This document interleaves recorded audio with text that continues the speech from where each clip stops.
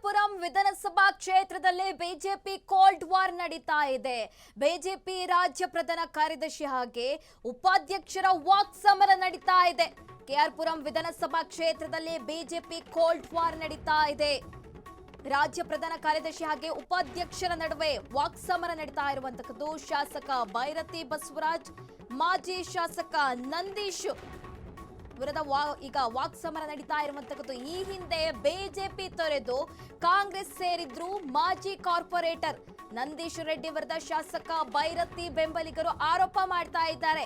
ಶಾಸಕರ ಗಮನಕ್ಕೆ ತರದೆ ಪಕ್ಷಕ್ಕೆ ಸೇರ್ಪಡೆ ಮಾಡಿಕೊಂಡಿದ್ದಾರೆ ಅಂತ ಆರೋಪ. ಖಾಸಗಿ ಕಾರ್ಯಕ್ರಮದಲ್ಲಿ ಪಕ್ಷ ಸೇರ್ಪಡೆ ಮಾಡಿಕೊಂಡಿದ್ದಾರೆ ಅಂತ ಬೆಂಬಲಿಗರು ಆರೋಪ ಮಾಡ್ತಾ ಇದ್ದಾರೆ. ವಿಪಕ್ಷ ನಾಯಕ ಅಶೋಕ್ ಬಳಿ ದೂರು ನೀಡಿದ್ದಾರೆ. ಇಲ್ಲಿ ಶಾಸಕರು ಅಶೋಕ್ ನಿವಾಸಕ್ಕೆ ಭೇಟಿ ನೀಡಿ ದೂರು ಸಲ್ಲಿಕೆ ಮಾಡಿದ್ದಾರೆ ಬಿಜೆಪಿ ಮುಖಂಡರು.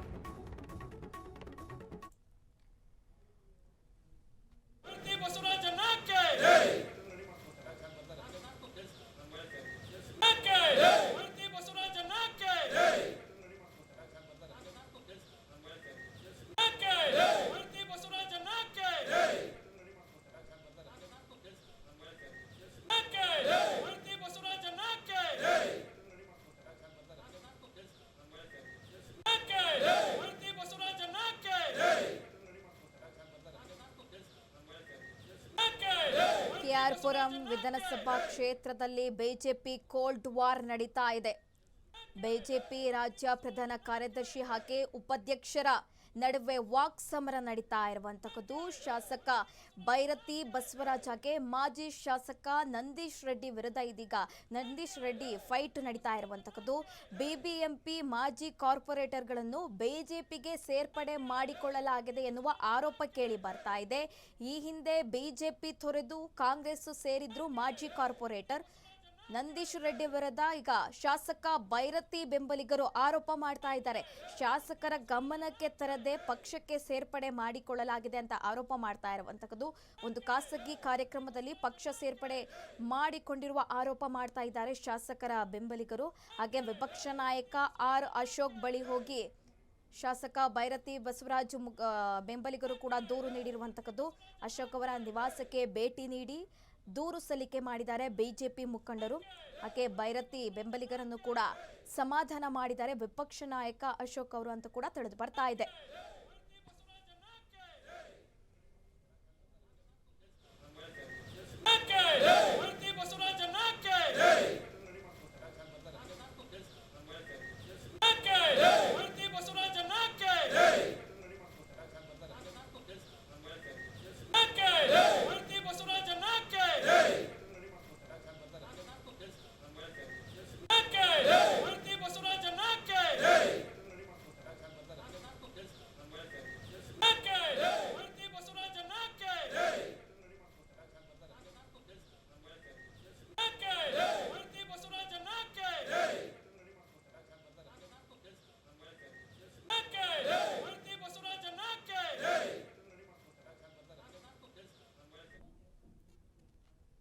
ಈ ಬಗ್ಗೆ ಹೆಚ್ಚಿನ ಡೀಟೇಲ್ಸ್ ಕೊಡ್ತಾರೆ ನಮ್ಮ ಪ್ರತಿನಿಧಿ ಮಾರುತಿ, ದೂರವಾಣಿ ಸಂಪರ್ಕದಲ್ಲಿದ್ದಾರೆ. ಮಾರುತಿ, ಒಂದ್ ಕಡೆ ಸರ್ಕಾರದ ವಿರುದ್ಧ HDK ಅವರು ವಾಗ್ದಾಳಿ ನಡೆಸ್ತಾ ಇದ್ದಾರೆ, ಇನ್ನೊಂದ್ ಕಡೆ ಬಿಜೆಪಿಯಲ್ಲಿ ಕೆಆರ್ಪುರಂ ವಿಧಾನಸಭಾ ಕ್ಷೇತ್ರದಲ್ಲಿ ಬಿಜೆಪಿ ಕೋಲ್ಡ್ ವಾರ್ ನಡೀತಾ ಇದೆ.